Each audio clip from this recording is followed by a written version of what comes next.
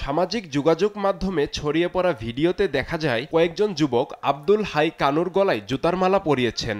এ সময় পাশ থেকে একজন তাকে বাড়ি থেকে বের হয়ে যেতে বলছেন, অপরজন বলছেন কুমিল্লা থেকে বের হয়ে যেতে। এ সময় বাড়ি থেকে বের হতে রাজি না হলে আরেক ব্যক্তি বলেন, আপনি পুরো গ্রামের মানুষের কাছে মাফ চাইতে পারবেন।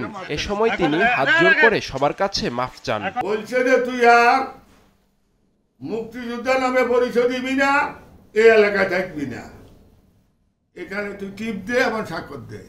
আমি কইছি আমি স্বাধীনতা মুক্তিযুদ্ধে অংশগ্রহণ করছি, আমার জীবন চলে যাবো, আমি মুক্তিযোদ্ধা। আমারে চড়ছে শোয়াইয়া, আমারে বসাইছে, আমার মাথায় এভাবে বসে দিছে।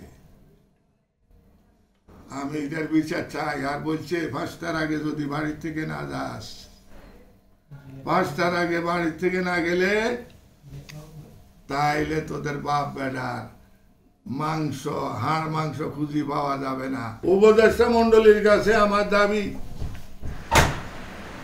মুক্তিযোদ্ধা হিসাবে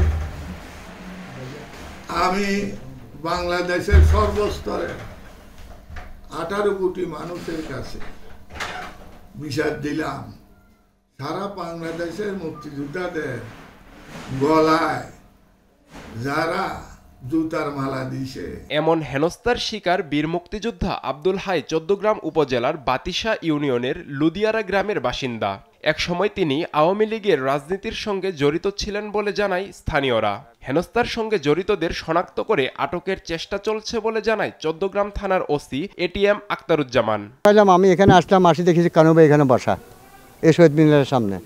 তখন আমি পোলাপানের সবাই ডাক দিলাম যে খবর দেয়, উনি মুরব্বী মানুষ আর উনি 2টা রিং লাগাইছে, যে কোনো মুহূর্তে উনি স্ট্রোক করে মারা যেতে পারে। যা করছো সেটি শেষ, এখন এই মুহূর্তে ওনাকে ছেড়ে দাও। যাক, এই কথা কয়েকবার বলার পরে ওনারা আমার কথা শুনছে। শোনার পরে যে ওনাকে ধরে নিয়ে আসছে, উনি আমার কাছে 50 টাকা দিল, একটা অটো ডাকে নিয়ে আসলে ওনাকে অটো তুলে দিচ্ছে, আমি চলে গেছি। এর দেশে থাকে না, তো এর থাকে ঢাকা কুমিল্লা। তারপরে 1 বছর উনি বাড়িতে আছে। কালকে হে তো ওই অসুস্থ, হের ওষুধ লাগে সবসময়। সে ওষুধের লাগে যাইব, ওষুধের লাগে যাইতে ওর ডায়াবেটিস প্রেশার মাপছে বাজারে। মাফি দোকান তো বাইরেতে এই ছেলেটারে হয়তো চাচা কই কথা বলে উঠছে। ছেলেটা আসি ওর কলার চাবি ধরি ওর একদম স্কুলে নিয়ে গেছে। হিয়ারে অনেক অপমান করছে, হিয়া খালি কয় আমার বেইজ্জতি করছে, আরও অপমান করছে। আয় বাঁচতাম না, আয় মরে যাবো, তুমি আরে মাফ করে দিও, তুমি আরে মাফ করে দিও, এগুলো বলছে। আমরা আসলে এটি ফেসবুকের মাধ্যমেই এটি জানতে পেরেছি, কেউ আমাদেরকে শুরুতেই জানায়নি এবং আপনাদের মিডিয়ার মাধ্যমে। তো পরবর্তীতে আমরা ওনার সাথে এবং ওনার পরিবারের সাথে যোগাযোগ করেছি, ওনার সাথে কথা হয়েছে। উনি বর্তমানে ফেনীতে আছেন এবং ওনার যেই ঘটনাটি ঘটেছে এটি অবশ্যই অনাকাঙ্ক্ষিত এবং অনভিপ্রেত। ওনার এক্ষেত্রে আইনি সহায়তার জন্য যা করা প্রয়োজন ওনারা এটির বিষয়ে এখন পর্যন্ত লিখিত অভিযোগ দেননি, ওনারা লিখিত এই বিষয়ে মামলার প্রক্রিয়াধীন আছে। এদিকে মুক্তিযোদ্ধাকে হেনস্থার ঘটনায় তীব্র নিন্দা জানিয়েছেন প্রধান উপদেষ্টা ডক্টর মোহাম্মদ ইউনূস। ঘটনার সঙ্গে জড়িতদের দ্রুত গ্রেফতার করার নির্দেশ দেন তিনি।